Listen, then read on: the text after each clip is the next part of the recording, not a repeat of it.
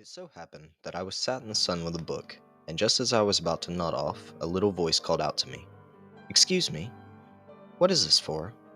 A small ant had crawled across the page of my book and now sat staring up at me.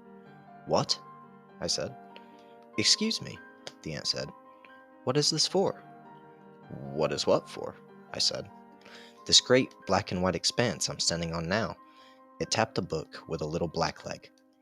"Look, you wouldn't understand even if I explained it to you." "That might be so," the ant said, "but though I am very small, I am also very curious, and I don't want to turn to dust having known nothing at all. So if you would, please, what is this for?"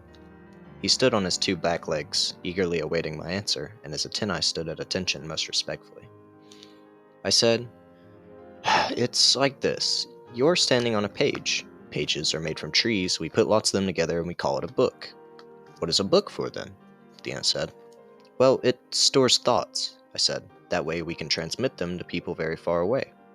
"How?" the ant said. "Now look, this isn't the time or place," I said a little too firmly.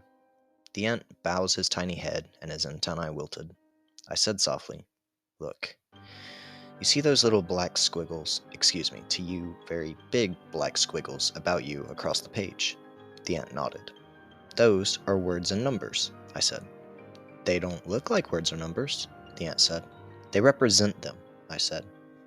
"Hmm," the ant said. He thought about this a while. I said, "Do you understand?" The ant said, "Not really, you were right. It's beyond me. But though I'll never be as clever as you animals, at least I'm a little more clever than I was a moment ago. So, thank you for that." "You're welcome," I said. "Well, good luck on being a thing in the world," the ant said. "Good luck to you too," I said. The little ant made off on his way and disappeared into the grass. I read to the end of my page but could not forget the little ant. Eventually, I looked up from my book to the trees, to the mountains, to the sky. The moon was climbing up for evening. Birds were migrating in the distance.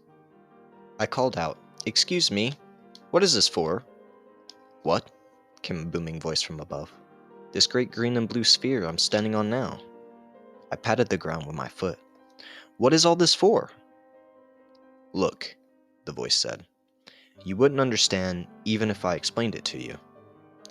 "That might be so," I shouted. "But though I am very small, I am also very curious, and I don't want to turn to dust having known nothing at all. So if you would, please, what is this for?"